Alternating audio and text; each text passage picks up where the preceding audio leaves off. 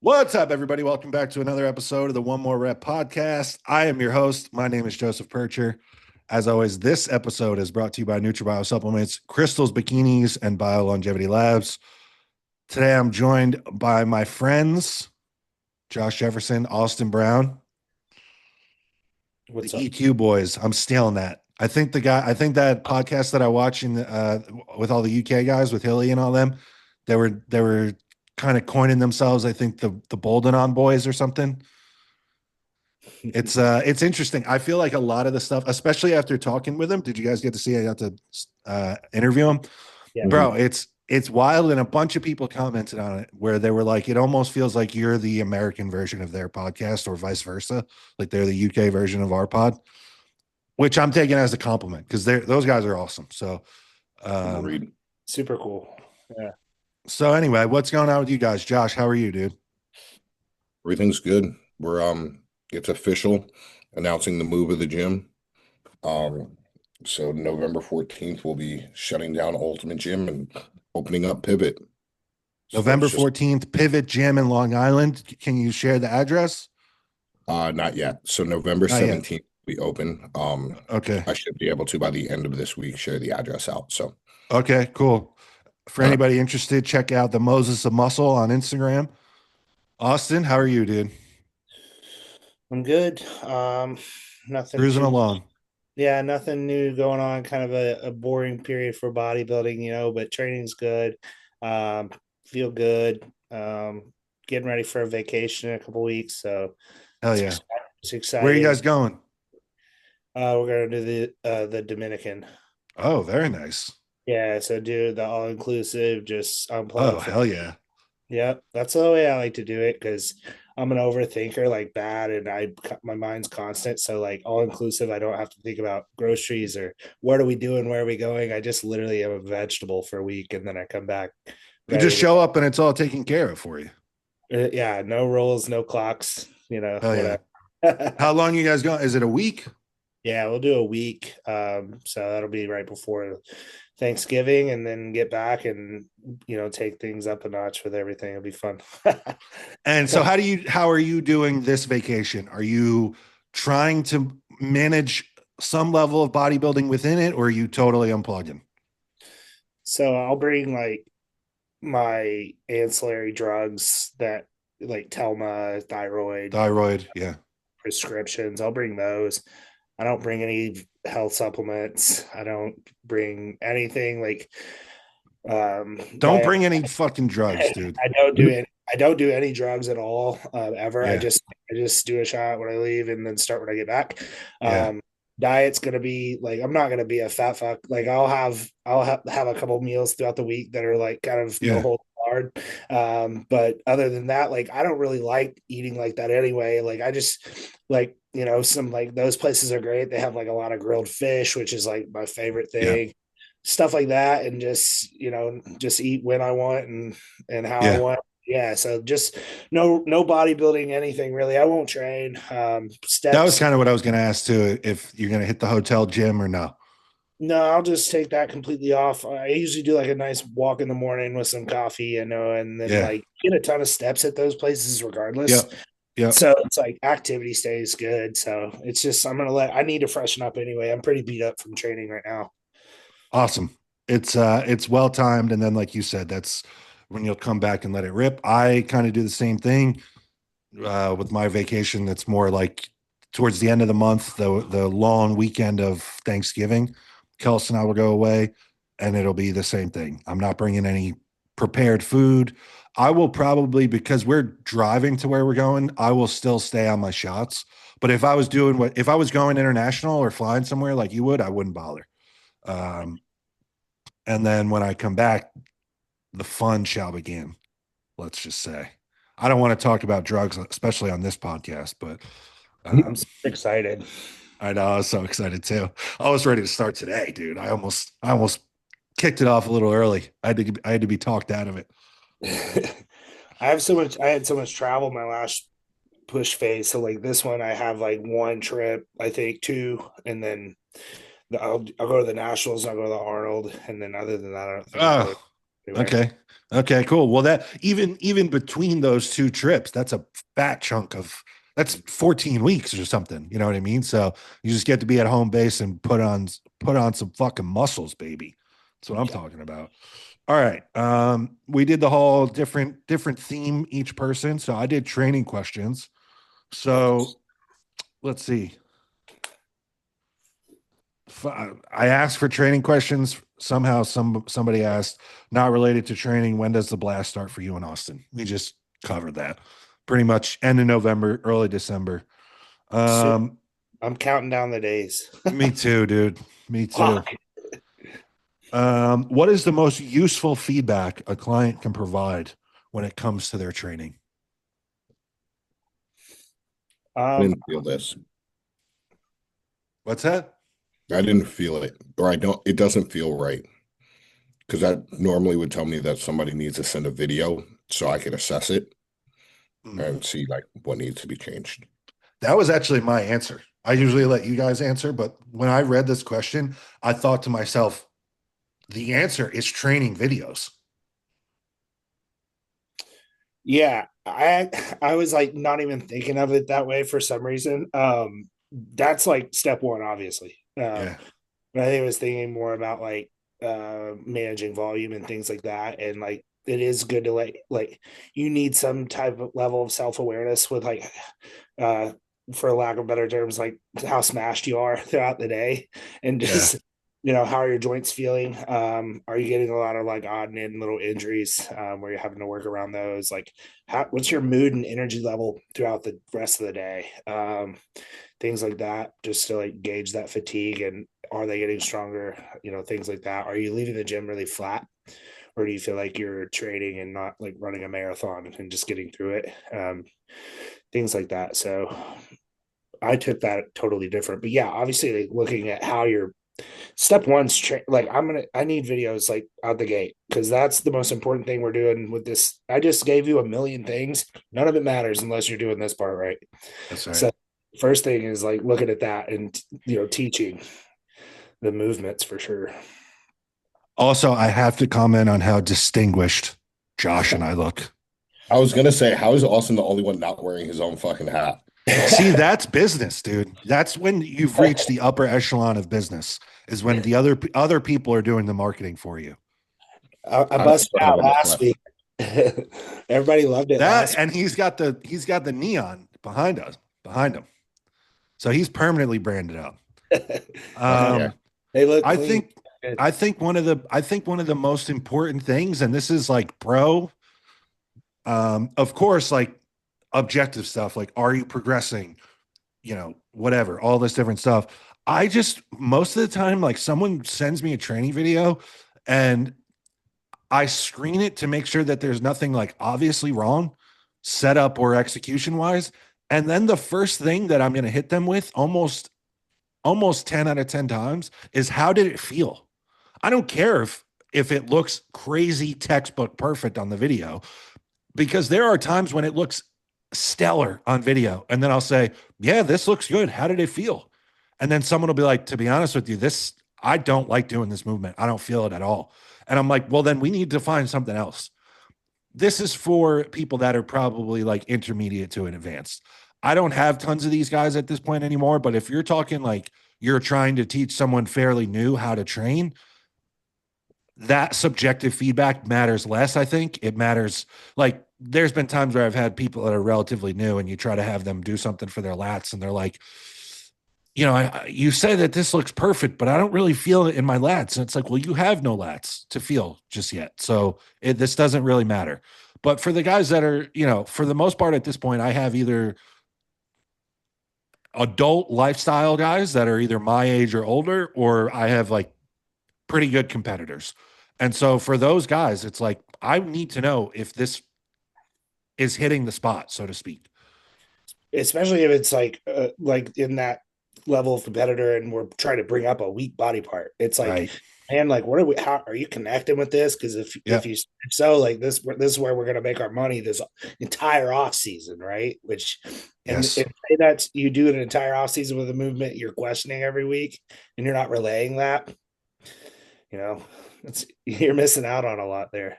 You might miss months of making progress. Like I could have just told you to do something else. Man, and a lot of time when somebody has an issue with a body part, there's that one, it's kind of like posing almost. You have those moments of like, oh, and like you kind of get it and it sticks. So it's like finding the right patterns and cueing and all of these things. People learn things so differently as far as like cueing and things like that. So like understanding it, how you're going to connect with it is super important. Can I give you an example of exactly what you just said? That Yes. it not only did it last an off season, it lasted 10 off seasons. Years. I forced over and over and over again trying to do dumbbell laterals. And for years, I just didn't feel them great. And then I got to a point where I got overly concerned about the biomechanics and am I in the correct plane? And is my arm 45 degrees from my torque? Should I be leaning forward more? I was so in the weeds on it that every single rep is like a live guess. I'm like, nope, not exactly. I got to go a little more forward on the next one. Nope, not exact. Right. And then I finally got to a point where I'm like, you know what? Almost every seated lateral machine, I can manipulate it to make it that I get off of a set and my side delts are pumped. And I'm just going to trash everything else. I'm not going to spend any effort or time doing anything else. I'm just going to do these, even if it's multiple times a week. I'll find variety in the way that I execute it. And wouldn't you know it? Now I that was probably 3 years ago. And I have people, my delts are not exceptional. I know this. Okay. But I have had people in the gym comment and say, dude, your delts are maybe one of your best body parts at this point, which is light years ahead of where it ever was previously. And it's simply from that. I just scrapped the shit that I didn't feel and I went all in face first on the stuff that I really felt. And it was simple as that. It's that easy. Like there's not that many muscles, and we Right. just need to learn how to train them one way, really. Like I use the same movement patterns over and over and over and over. And then and usually every 3 to 6 months, I'll change that movement pattern for the same pattern on a different machine or setup Yep. or something like that. And that's how my training's been for 5 years now. All right. What do we got? Who did drugs? Boy. Yes. Let's do it. Got All some, right. Josh? Yeah. So I'm Everyone's gonna go with favorite. my favorite one first. One injectable, one oral, one peptide for life. Testosterone, Anavar, and GH. Test, GH, clenbuterol. Gay. Bro, it literally Just kidding. I respond so good to Clint. Like I'm not trying to do a prep without Clint. I'm not lying. No, it's a great point. Honestly, you're getting way more bang for your buck on Clan than Anavar too. It's 1/10 of the price Yeah. and Yeah. always real. If anything, all the clans are overdosed. Yeah. I'm taking that. Dude, I My swear, ex- I took some 40 microgram shit a couple weeks ago for the first time. And dog, I thought I was having a seizure. That's literally one of I the was like, worst. this is 40 micrograms? Good Lord. Yeah, like, you just have to focus on fucking survival. You feel like you're going hypo, but you're having an anxiety attack. It's Yes. so ass. God forbid you have to write something with a pen or a pencil. Jesus Christ, you look like Michael J. Fox. No, you can't do shit. Yeah. I've done that so many times, especially when I used to fuck around with the liquids and shit. yeah. Bro, not only are the liquids crazy variable, I had a good run of way fucking up the dosing on the liquids where I was Yeah. probably doing 200 micrograms a day and I thought I was doing 20. See, that's dude. And those were so like before just 6 months ago, you could get those anywhere, I right? know. So for $24.99. Yeah. That's easy. Like so, 60 ml. Yeah. so like if people wanted to use them, I would allow them to, but I would be adamant about like, paying attention to dosages and people still, it's crazy. It's like, hey, we're putting a drug in our body here. Pay attention. Just because of my experience, I'm pretty I'm usually pretty open minded with just about anything that someone brings my way. But one thing that I'm super adamant about with clients is not using any of these liquids because all of these other things are so much more readily available as like proper tablets or capsules. And it's just, there's just no doubt, even if there was no nefarious intent behind the liquids, there's just such a high chance that your dosing is super variable from a day-to-day basis. Like, what is the chance that you're perfectly pulling out like the correct amount of liquid, that the right amount of substance was in that shot of liquid? Like, it just seems like a total crapshoot to me. So, they're always readily available, or they were super readily available. But like, when someone's saying that they have liquid Arimidex or, liquid Clen, I'm like, get rid of that shit. Yeah, it's a really fair point to make. I mean, the quality of a tablet is going to be tenfold. So, What about you, Josh? Mine was test GH, and I did ask a follow-up question if health risk was a thing. Um, so I said Anadrol Okay. I love or Superdrol, Anadrol or Superdrol, either one. Um, I don't have a preference because I've only ever ran them both at the same time. Oh my God, you're a psycho. You're Mm, you're such a wild card. Like, there's times that you'll be like, yeah, no, I've never done this. I've only done 400 megs of this. But then you come out of the woodwork and you ran Anadrol and Superdrol at the same time. in the 2 weeks between Universe and Junior Nats. And remember, I was running MPP at the same time. Good. Yeah, so yeah, That's good. that was the only time I ran both of those at the same time. Um, I just I thought they were dope. I thought they were fun. The drugs Like, work. Drugs are yeah, dope. Period. I I did for a second say Retta, um, because it said Mm, for life, and I for was like, life. Yeah. for longevity purposes. Then I said if I'm choosing Retta, I'm not choosing Superdrol because then it's not a health risk. Like I'm thinking more health risk E. So I changed that. We've been getting a lot of these, and I love anyone that writes in a question, but I kind of hate the for life questions. Like, do you want my bodybuilding answer, or do you want to hear what I think I should be doing when I'm 85 years old? Like, I only ever answer it like in a bodybuilding context. So I'm not thinking past that. okay. Because Yeah. I would say Proviron test and Retta I or would say G Proviron like a for lifetime. longevity. I would say Proviron as well. All right. Dude, I'm going fucking Cialis if we're going lifetime Is that an oral or a peptide? oral. Have you never taken Cialis? Well, yeah, but I'm saying I don't consider that a drug. Like I don't consider that an oral drug. So I didn't know what he was I classifying mean, that that's as. definitely what it is. Got to get it from a Yeah, pharmacy, so it's a drug. Well, you don't have to anymore. Fuck. Um, I got to make one more point. Have you guys ever done injectable clenbuterol? Fuck no. What is that's like the Helios? Oh yeah, don't That's fucking isn't it usually Clan and Yohimbine together? thought it yeah. was albuterol. It's no, Mhm. it's in him being and like Sometimes like a oh, B12 or some shit or something. maybe like some Elcarn. Yes. I don't even think it's the Clen that fucks you. I think it's the injectable Yohimbine because you feel. I mean, talk about it feels like you just like crushed up a whole bottle of Clen and just ripped it. No way. You feel insane. Like even I did like 10 micrograms or something. Like I was gonna say the only reason that I haven't done those is because the dosing always seems so small for like I don't want to have to put a whole ml of shit in for 40 micro. Usually it's 40 micrograms of Clan. I'm like, I'm no. doing 3 times this. You need like 1 microgram of the Clen and you feel it. I swear. It's like and it's Well, it insane. makes sense when anytime you inject something, the bioavailability of it is always you always need less if you inject something than what you would oral form. Sure. Oral Clen has a high bioavailability, but like Yeah. this shit, yeah, it's crazy. I still got a couple I've bottles. thought about doing it. I've read about people. I've read and heard about people that will site inject that, like into the fatty area, like love handles and glutes and stuff. Yohimbine, it can be like site specific, so I guess that like Yeah, kind of makes sense. yeah.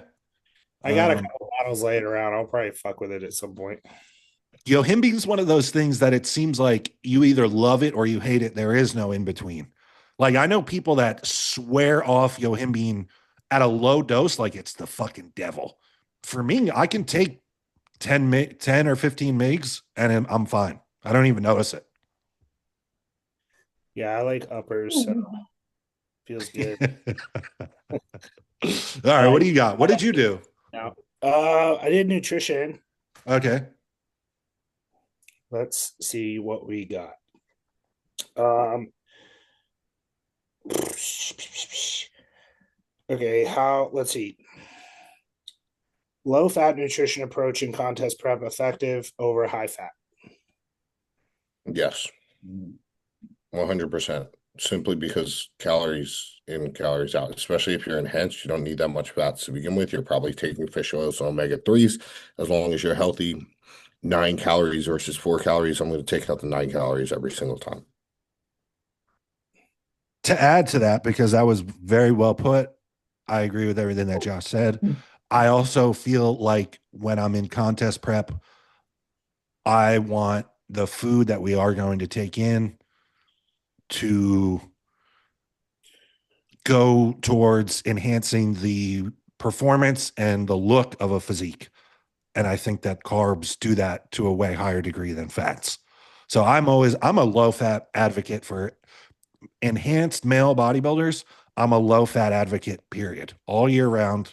I just have seen with most guys that it's way easier to push food and way harder to get fat if there's not tons of dietary fat. There are outliers. I think when people hear me talk on this, like I get I'll say something like that, and then inevitably there'll be somebody in the comments. Actually, no, I knew this one guy, Jerry, coming up. He ate 400 grams of fat per day, and he was sliced to the gills. And it's like, okay, well, Jerry's the one outlier that I'm talking about. Like when I'm saying this stuff, I'm talking about the broad, bigger picture. Like what is a common theme or the big average? In most cases, in my experience, enhanced male athletes or competitors do much, much better prep or off season with a lower fat, higher carb approach.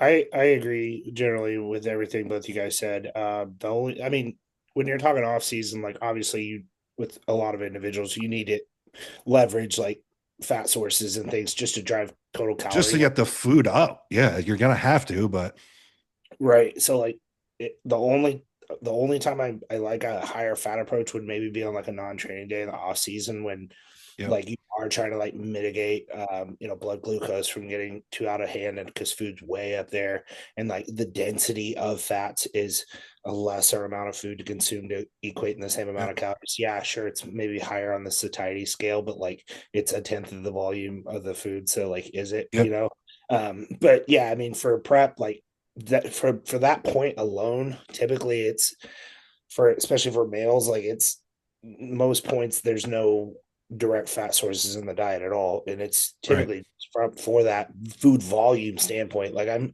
as prep comes along, like certain food sources are being pulled out for other ones that are more satiating, and that's always gonna, and then fat sources will be pulled out for additional carbs and things. So yeah, I mean I love the approach, and like my number one prerogative in a prep is like maintain training. So like what of the macronutrients, like carbs going to help us do that the most. So like that peri-workout window is specifically using meal one during the day. Like I'm doing my best to like maintain those as a what you could consider like a higher carb meal for mainly the duration of prep. Sometimes also like a higher carb meal prior to bed and prep can like be really helpful for people who like it drops that cortisol at night if a lot of people's hunger is higher in the evening. So I love that approach as well. Like sometimes that'll be someone's biggest meal in prep. It helps people sleep. Yeah. I always look at it like this, right? If you were eating a chicken, rice, and olive oil meal, you get 10 grams of olive oil in there. Wouldn't you rather like an extra almost 100 grams of rice at the end of the day if you're swapping calories for calories? Like, I know that math doesn't exactly work out, but like it's close enough. Wouldn't you rather that? I would rather the extra 100 grams of rice than an extra 10 grams of olive oil. You're not going to notice that's gone. You might taste it, but like other than that, you're not going to notice. Over 5,000 calories, I want the olive oil. in prep, I want the rice. No, to your point, and rice isn't even a great example. I mean, what if you've gone to the point that you're going to eating potatoes now? You can get a Potato. fuck ton of extra potato if you pull that olive oil out. I will say, because like I talked about, I always get these comments where people are like, no, not always. I get it. No, not always. I talked to a guy when I was up in Canada, a guy that was doing the same show as one of my clients, this guy, Georgie. He was awesome, really good physique, very, very nice guy. We happened to be next to him backstage and we're talking, and I like to talk and ask questions and shit. And he was telling me that he is always very, very high fat because he has gut issues. So he can't handle like huge volumes of off season carbs, or when he's carbing up for a show, like he's worried about the distension of his stomach. So he does like 280 grams of fat a day because it's just easier to get in. And it's not like filling up his stomach the same way that rice or something would. So yeah, it's person dependent, but in general, I like the lower fat approach. Um,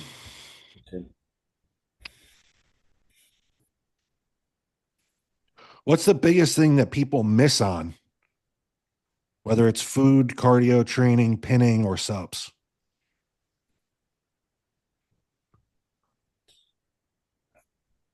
I would say food.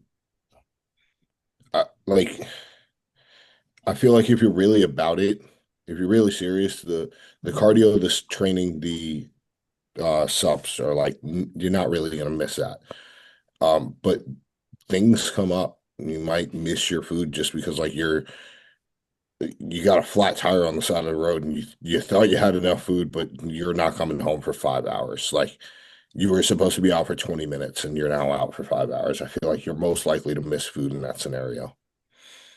Yeah, If you're just or just eat off plan too, right? Like people do, equally as much with, it's I think that's the obvious answer. I think if you're not really like serious about it, it's probably going to be the pinning. Just simply because you're going to wake up in the morning, you're not, or at night, and you're going to be like, fuck it, I'll do it tomorrow morning. And then you miss. Man, if you're starting steroids and you're that level of, into this, like I don't know what the fuck you're doing. Don't do that. It's true though. It drives me Uh, nuts when I get like check-ins and it's like, or even like people aren't prepared with their gear ahead of time. And it's like, oh, sorry, coach. Like, just realized that I ran out of EQ, like still waiting on my order to come in. And it's like, so you missed a whole week of shots? Like, That same guy's missing in all these areas though. no, I know. It just drives me insane because it That feels should like an easy one. And um, you know what? It's funny because like times that I get like shit talk, especially when I put out my own individual videos, like, the rebound vlogs or the prep vlogs that I'm talking about drugs. There's always, most of the people that leave comments are positive, people are interested, whatever. But inevitably, there's always a couple people that are like, oh, like I had one guy leave a comment, looks like an SEO catastrophe. And it's like, I haven't used SEO in 4 months. Like, what are we talking about? Um, but there will be people that will be like, oh man, like, if I use this much, or if I was on steroids, it's like, bro, there so many times I just feel like one, like 99% of the people that are saying that, like, I'm sorry, but you could not afford all the steroids that I take. And number two, even if I handed them to you and gave it to you ahead of time, you would not stay consistent with the schedule. no, no. It took you years to be this on point, like to Yeah. this level. It's not. It's I'll say for me, in my journey and my personal experience, um, I would say the areas that I were most likely to miss in would either be food or cardio when I was in like my early years. Whether it was budget wise, I wouldn't always have enough money, like in college and stuff, to eat chicken and rice 6 times a day or whatever the case is. Um, or like you said, like you just don't, those years taught me to be an over preparer, where if you think you're going to be out for an hour and that equals one meal, I'm bringing 3 meals. I've learned to be that type of person. So I'm grateful for the first couple of years where I was maybe a little wishy-washy with the food. Um, and then the other one was cardio. There were many off seasons, and I had help, I had coaches, even times that I did it by myself. When I was getting started, the general sentiment about cardio in the off season was like a lazy bodybuilder is a good bodybuilder. Like the more cardio you do in the off season just means that you have to eat more food. And so I wouldn't do. I had many off seasons that I just did no cardio. Yeah. No, that was the rule back in the day, you Right. know. Don't move. All right, Josh. All right. I had, where did it go? All right. I had, after you're cut ready to push an off season, should you go straight to maintenance or not? I think that we're all kind of on the same page about this one. It's going to be a blood work dependent question. Oh, like maintenance for drugs That is, or should like you go? calories? Yeah, he's like ready to push an off season. Should you go straight to maintenance or not? I would say that if you're I if you're took that talking as about a like he's maintenance, it's ready to right after a push, shot. meaning his health is good and he's ready for drugs.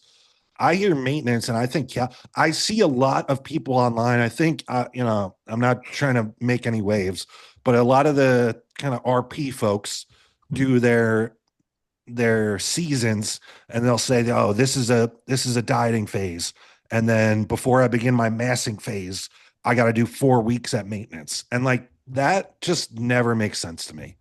Like if you are true to the word that you're using and like you've dieted down and say you've lost 30 pounds in a diet, and then instead of being in a deficit where your weight continues to drop, if you truly are eating at maintenance calories, I have no interest in maintaining that artificially low weight for the next 4 weeks. Your training is going to be dick. So to me, no, like I go from a diet, and whether it's after a contest, whether it's for a photo shoot, for a wedding, whatever the case is, I get someone as lean as I possibly can. And that way they're in a position to handle a big surplus, and they can handle gaining 20, 30, or 40 pounds and still looking really good. Yeah, regardless of what drugs are doing, you can take that approach. Right. Let the food do the work. If drugs are low, if drugs are in and you're eating more too, great. Right. Yeah, I mean, the only time I would do this is like at the end of like a push phase. I'm not Right. hesitant to hold a maintenance calorie load for 4 to 8 weeks at the end of a push to solidify a look, and Right. grow into that look and recomp that look. If you've been pushing and guts a little out of line, you don't want to push any more food. Okay, let's hold this new weight is 8 to 10 pounds heavier than the last off season, and just keep getting a little stronger in the gym and making this look better, but not at the end of a cut. Like you're just wasting time, in my opinion, with that one. That's a great point. I think that is something that maybe people miss out on too. Like on the flip side of it, I love the idea of like holding your weight or kind of growing into your weight a little bit once you've reached like maybe what you had in mind, or like what a peak off season, like a new peak off season high weight is. Like, yeah, like don't get there and then just be quick to pull it right off. Like that's new tissue. You kind of want to let it, I think you use the word solidify. I think that's exactly the right word. You want that new tissue to solidify, and you're going to do that with training. Yeah, let it marinate. Let That's it what marinate, baby. That's because right. inevitably most of the time you hit a bit of a sticking point. Yep. And that's kind of your body, I feel like, telling you, okay, let's hold this for a bit. And that's the approach I like to use with 99% of people. I looked at this question. I just thought about the fact that you guys know that I have a weird thing about calling this a sport, but like the sport is called bodybuilding. I'm going to spend as much time building as possible, not being in a maintenance phase or a cut phase. So like, why waste the fucking time Hell trying yeah. to? Mic drop. All right. Let's go with um so like I know this guy specifically is coming out of a contest prep, but he asked about too much or too little fruit in a diet. Is there such thing?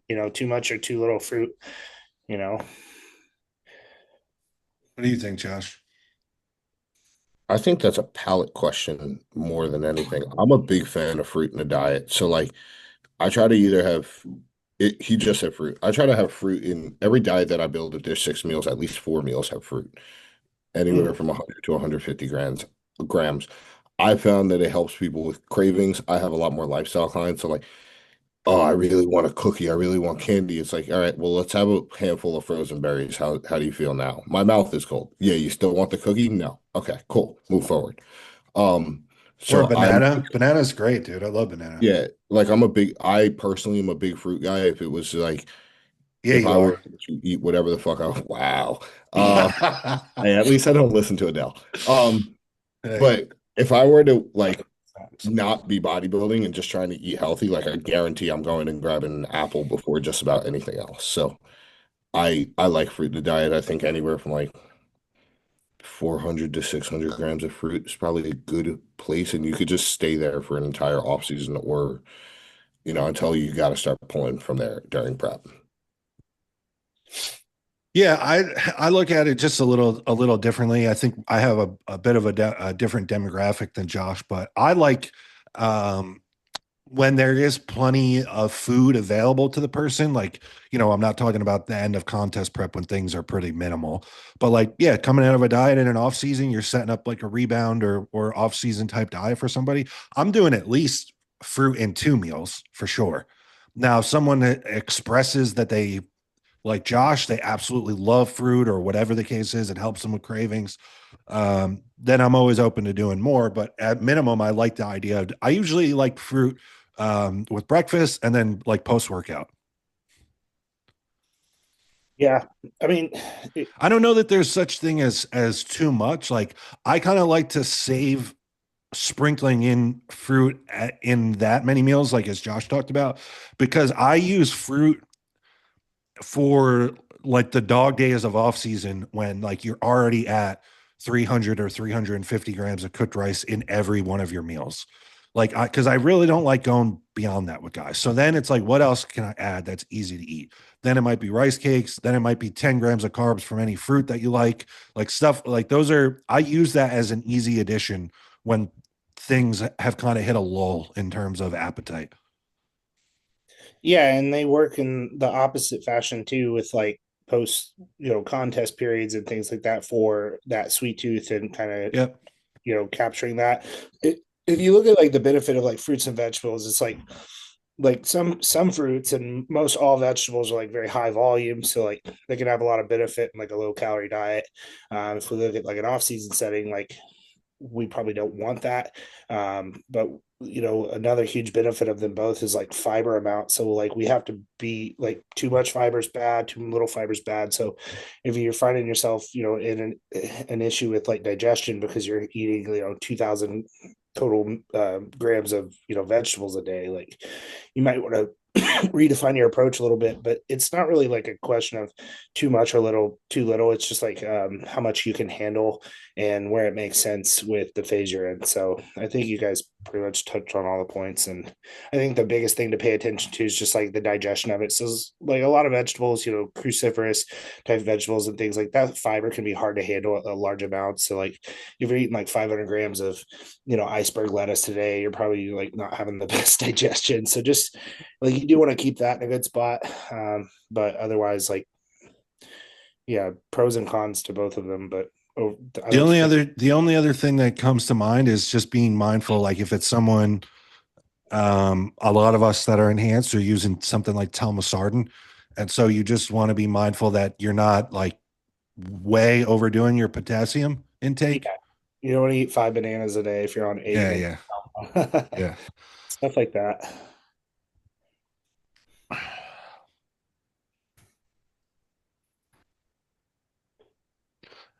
Uh, how many sets would you do per muscle if you were doing, for example, one time, two times, or three times a week frequency?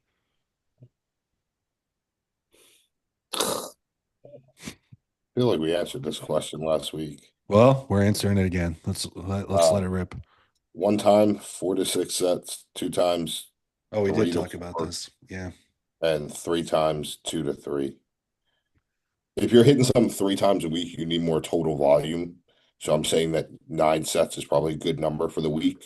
9 to 12. Yeah. If it's 2 times a week, it's a little bit less. You could probably get away with like 6 to 8. And then if it's 1 time a week, probably about 4 to 6. I kind of I feel like in general, like per body part, before we're going to talk about this body part is weak, this body part's a priority, this one responds to lower volume, all this stuff. As a general marker, I feel like you could loosely start at 10 sets a week per body part. And then if you know, okay, I know I can make my legs grow on 4 sets, okay, then dial it back to 4 or 5 sets. That means then that maybe if your arms need more, they can handle more. I love that approach. Yeah, I think that 10 is a general good starting point, and then going up and down from there. So, and divide it however you'd like. Josh, drugs. If someone's trying to grow, is DECA MPP something y'all recommend trying or just stick with EQ? I Yes. would say use both. The only time I would say DECA or MPP is not a good move is if you have serious prolactin issues or you're a head case. Sure. Pay Yeah. attention. Both of those are the two things to pay attention to. Are you having prolactin sides? And how are you feeling mentally? Like have like a good self awareness. If you're using like DECA or MPP to see like how you're feeling mentally with anxiety and things like that. Yeah. What do you guys typically see as like these like 19 nor or like nandrolone when we're talking about mental health issues? Like, so everyone talks about anxiety, but what else? Because I heard on a podcast today, James Hollingshead said that he stays away from them now because they make him feel sad. That's what I see a lot is like depression and like Mm, really? lack of lack of will and things like that. Mm, okay. I get a numbness. Like Not emotionally, like, you're just hollow. yeah, like it's not like I'm cold to everything, but most things I'm not going to have a positive or negative reaction to. Mm, Personally, I like that. That's that yeah. kind of the midline type of thing. Yeah. But I think everyone kind of like I know some people who I wouldn't let touch MPP or DECA, Yeah. um, just from a mental standpoint. But like in general, I think that most people probably tolerate it pretty well. And if you've ever been like legit depressed, I think you understand the difference between like a drug-induced depression and a real depression. I've just had, oh, I don't know what it is. I've only had a handful of people that have ever come back and say, like, hey, I don't want to use this or I can't use this because of X, Y, and Z. And the word that I've always gotten from those handful of people is like the anxiety. So I guess just all day, you just feel like you're crawling out of your skin for no reason.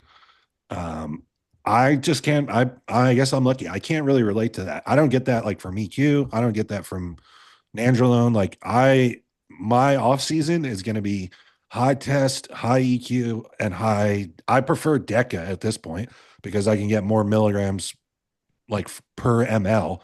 And like the theory with using NPP is like, oh, it's shorter acting. If there are any issues, you can get it out sooner.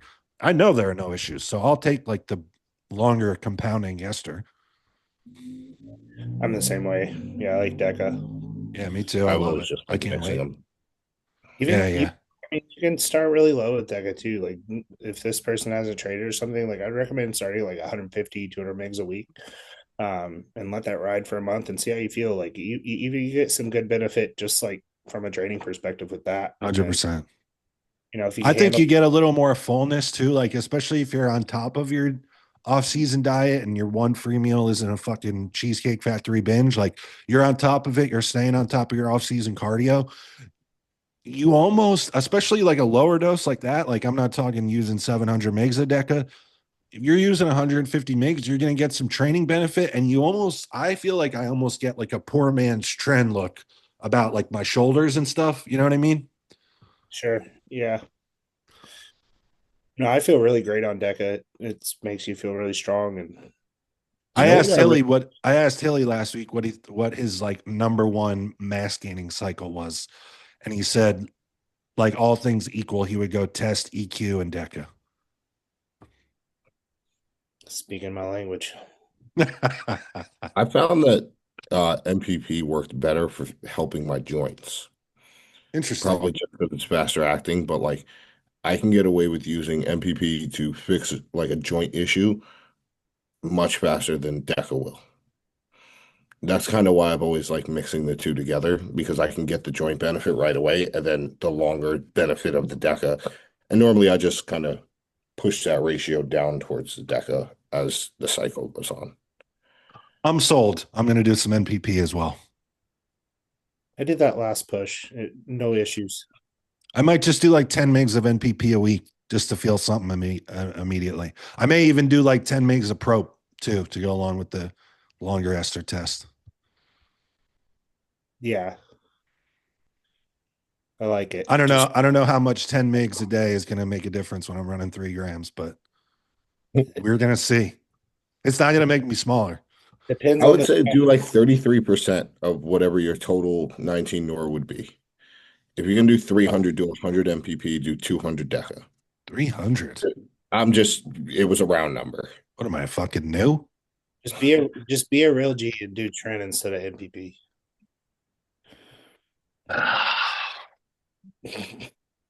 That's how Trent makes me feel. That is the next picture for the thumbnail. Yeah, Yeah. it's always I try to find like most of the time I try to find like a flattering picture of the two of you and then just something that's totally out of pocket for me. I'm usually making some crazy fucking face. Yeah.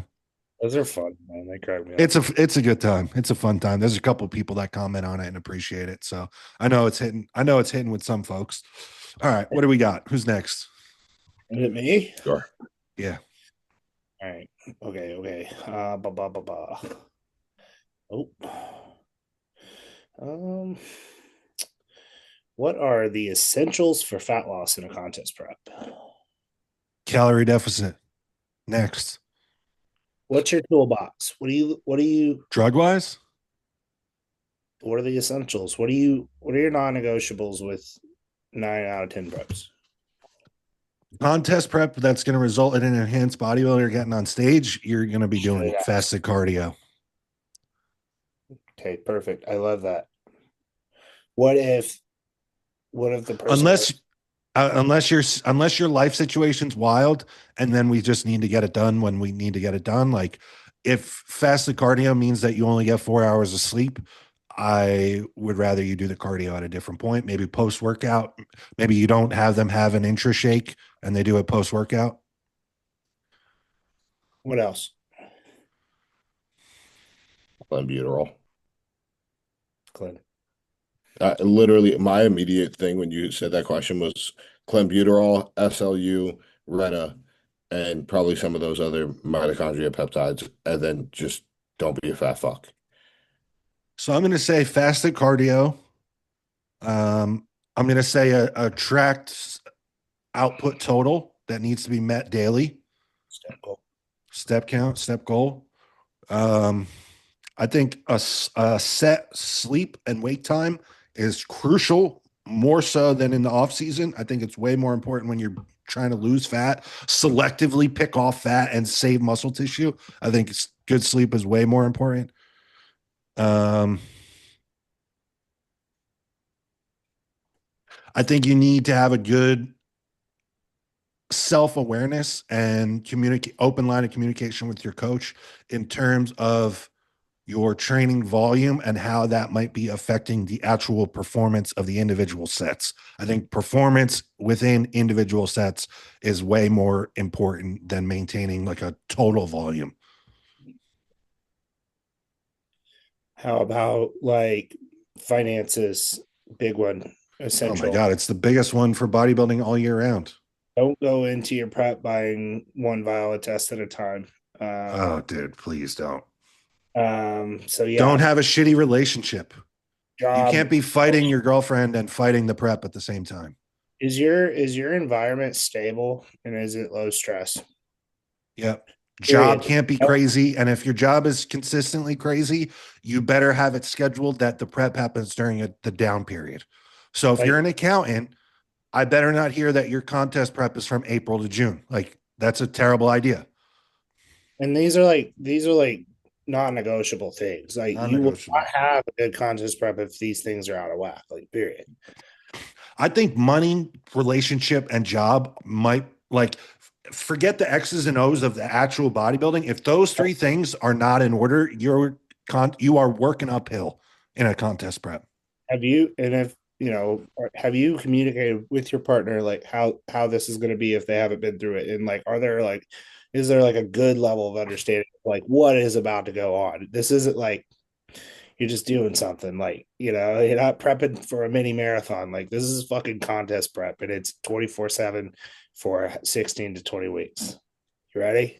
I think if I could give one single piece of advice to a bodybuilder, especially like most of the people that watch this are guys, the single biggest piece of advice that I could give you that will either make or break your relationship from contest prep will be communicating and preparing your partner for what you are both about to go through. So that means explaining what you are going to go through. And then because you explain that I am going to go through X, Y, and Z, I am going to feel like this and it's going to seem like this to you. So this is what you can expect as well when I feel like this. So I've been bodybuilding competitively for a long ass time. So I've done it the majorly wrong way. And then luckily being with Kels, I set it up and learned my lesson and did it the right way with her. And we sat down and we talked. And for months leading up to it, at different points, I would try to communicate, hey, like when this starts, like this is how it's going to be. This is how I'm going to feel. This thing that always goes on and this is a constant part of our relationship, it might not be happening. Whether that's sex, whether that's public affection, physical affection, whether it's compliments, whether it's remembering certain little things or little extra efforts in your relationship, it's not an excuse not to do those things or be shitty to your partner. But at the very least, you should give them the heads up that this may be what we go through. Yeah, I think managing expectations is key to anything you take on. What do you understand what could happen and manage Yep. that? Yep. Um, Yeah, that was a real mature answer. I just break up with the girl I'm talking to before I start You're prep. fucking. and then if you stay with them when the trend goes in, it's a wrap. No, I'll never do No, then that he's again. going to cheat on her. Nah, literally, I stayed in one relationship. I didn't finish the prep. We broke up 3 weeks before. I wound up bailing out of the prep 2 weeks out. So now I just break up with the girl. I tell her, hey, if you're still around at the end of this, we could talk. Hey, It's it's the been real. it's the death of many good bodybuilders. I will put it that way. And the best part is the last two preps both started on February 14th. That's Oh, they'd crazy. always start on Valentine's Day. So I'd be like, yo, I'm out. I didn't get you shit.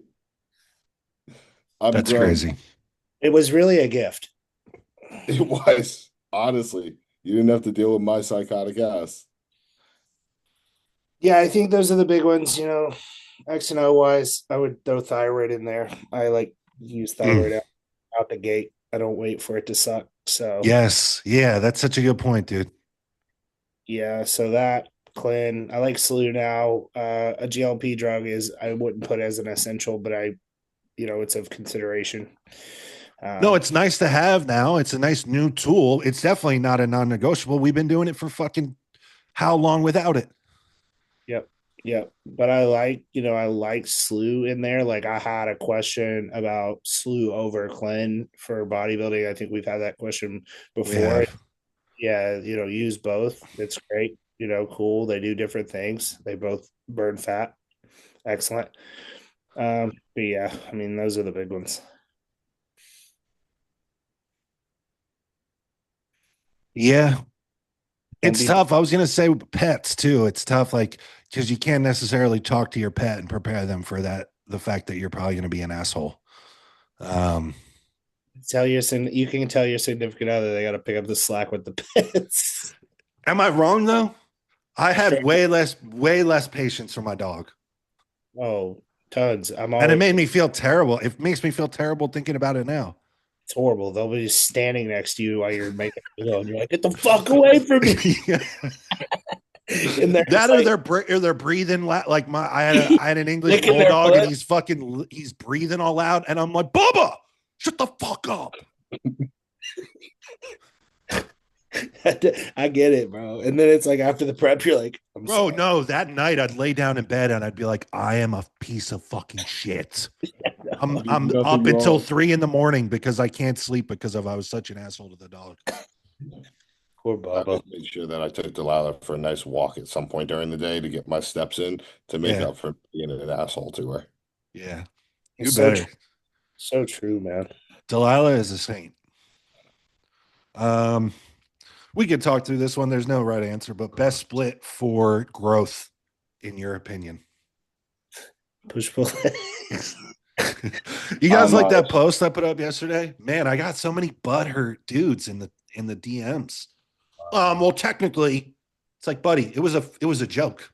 It was meant to be funny, Yeah. We don't get sarcasm now. bro. It's like right over everyone's head. I'm not gonna lie, Delilah just wagged, like shook into a chair, so I couldn't hear what you said, what the question was. Uh, best split for growth, in your opinion. So obviously, So there's no right answer, but talk through what you like. What are you considering when you're putting a split together? I how many times can they get to the gym? Is my first Yeah, question.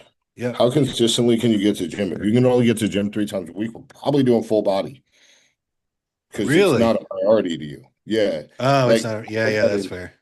if you're only able to get to the gym 3 of the 4 days or 3 of the 7 days of the week, You're it's right. It's not as not a big a priority. priority. Let's get Yeah. the most bang for your buck.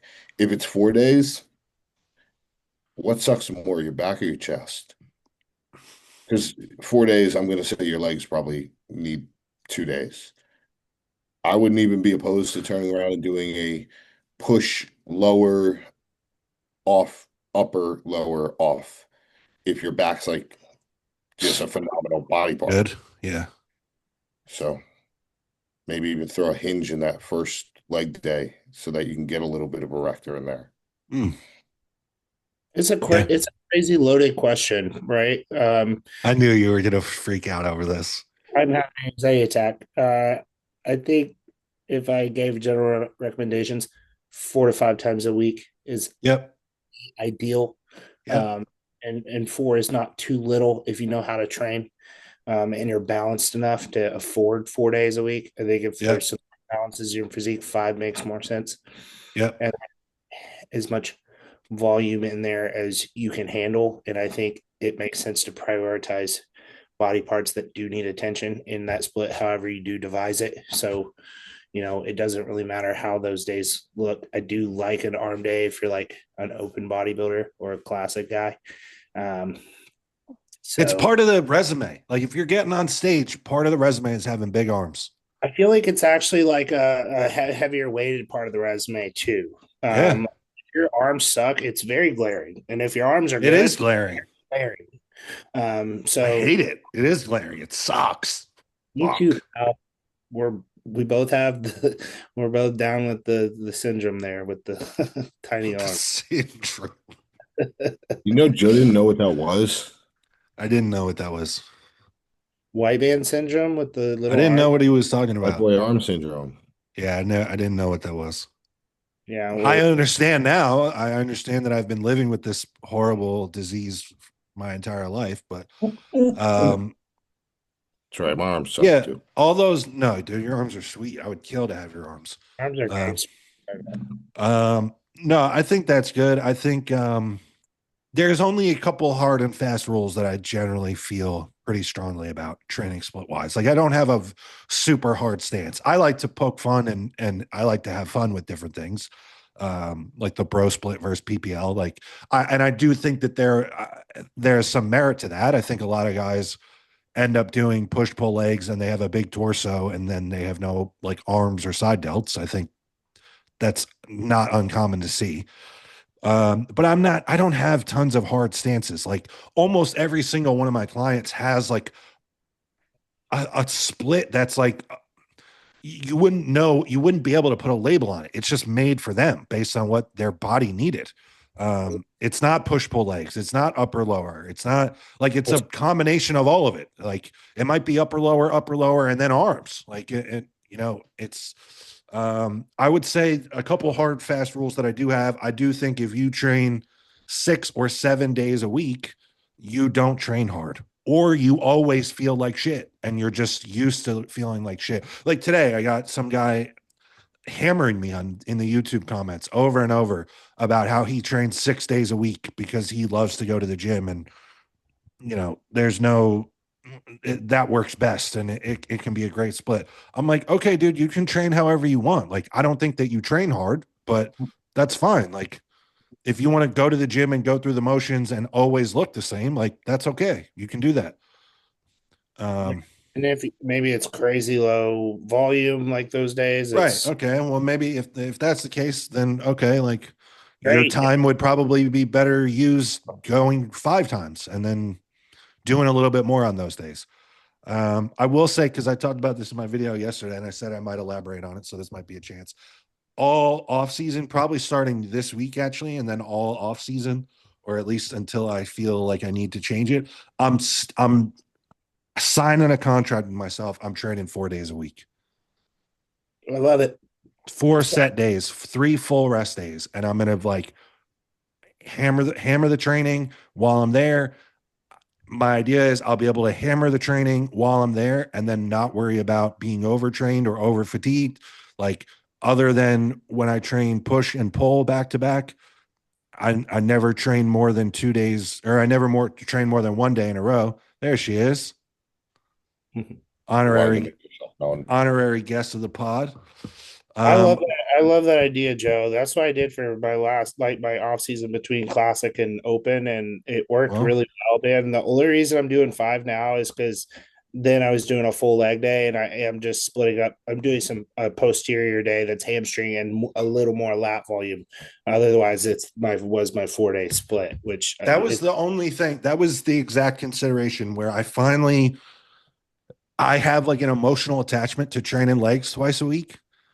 And from like the people that are honest with me in my corner, you have told me before where you're like, dude, you could just do 1 leg day. Compton has told me this over and over. The head judge at my show told me, worry about everything else. Your legs are awesome. Kels has said this to me, and I would continue to train legs twice a week because I enjoy it. I like training legs twice a week. I feel like I'm getting enough of everything. I feel like I can like adequately hit my glutes, hit my hamstrings and my quads. But especially if like I have a rest day before and a rest day after, so what if I go in and have a gauntlet of a leg day? Like it's going to be okay. I'm going to be recovered. So I'm sticking to 4 days. I'm going to do legs off, arms off, push, pull off. And then so on the push and pull back to back, which is like, chest, shoulders, tries, back buys, there's a little extra arm work. So it's kind of like I'm still doing a priority body part twice a week. Still have an dedicated arm day. And I think it'll be really good. I think the bigger you get and the more experienced and advanced you get with your skill of training, you probably need to recover more. I'm trying to be bigger and heavier than I've ever been. So I'm going to give it a shot. I really like it a lot. Yeah, I'm excited about it. And I think too, man, so often when I do like a typical 5-day split where you have that one stretch where you do train 3 days in a row, so often on that 3rd day, regardless of what it is, I wake up or I'm on my way to the gym and I'm like, man, I would rather just take today off. Like, I love to train, but I feel beat up and I feel like today should be a day off. So training only 4 days in a week, I feel like every time I go to the gym, I'm going to be excited to go to the gym, which is something I like, and I look forward to that. You definitely will. That was one of the hugest benefits of that split. It was just you were ready every time. Yeah. And then, like, I did it where I had a double off day, and like, dude, by that day would be count like that next. I feel like brand new. It's just like really. So you would do like Monday, Tuesday train, off Wednesday, Thursday, Friday train, and then take the weekend. Yeah. But I would like train that. and I think I took Monday. To say Yeah, whatever. Yeah. But yeah, no, I love that, man. And now I'm doing like the situation you're talking about where there is that third day and it's legs for me, but it's Sunday and I Yeah. typically a larger meal, like a free meal on Saturday. So and Yeah. Friday is only arms, so like Right. it works enough. That works. And then you have the day off after that. I'm a Oh, big believer in doing, like, you could do it one way or another. You could do it so that you have a day off before legs and then hypothetically you feel fresh to train. I get that. I've done that. As I get older and maybe a little more beat up or whatever, I prefer to I feel tangibly beat up after I train legs. So I prefer a day off the next day. I can't function, man. And I Yeah. love that after my leg day too is typically at lower, like I don't typically work or anything like that. And I can Yeah. like actually rest. It's a after that. relaxed day. Yeah. Yeah, because I'm All right. useless. All right, boys. I think that's a good spot to wrap it. I think that's probably an hour or at least an hour. So, Right on. yeah. Are you doing merch again anytime soon? We both wore these. We're kind of So hoping to promote it. I know I've been getting a lot of messages because people failed to realize it was pre-order and stuff. So Yeah. you know, a lot of people want something. So I think like the beginning of the year, I'm gonna do something else. So Okay, cool. Keep it Yeah, I'm limited. looking- Keep it. No, Make it feel like it's special when it does pop up. It's not always available. I think anyone that's watching, keep your eyes peeled for that because I can attest to the quality of it. I love my hat. I know Josh got a hat. Josh got sweats also. the sweats are dope. they Sweats figure- are dope. They're actually so I'm a big fan of like no pockets on the sweatpants for if I'm training. And these are lovely. I didn't even realize they didn't have pockets until I texted Austin like 7:30 this morning. I was like, yo, these are now my favorite sweatpants. Yeah, so Nice. I feel bad because like none of my sweats ever have pockets, so like I didn't even think about it. I just love that style, like the baggy sweats without that feeling of the pocket when I train specifically. So I'm glad you liked them because I was like, oh, people are gonna not like those, but sold a lot less sweatpants than we did the shirts and the hats. So they look great on you guys. I appreciate you buying them. Well, you're only hitting like half of the. I'm not buying the sweatpants in Florida. Facts, yeah. You know that was obviously more targeted to people up here this People direction. in the north. Yeah. Up north here. Our Northerners. The All right, Yankees. guys. All right, we're gonna wrap it here. Thanks to everybody that watches the podcast. Thanks to everybody that reshares, comments, all that stuff. We appreciate it. And until next time, we are out.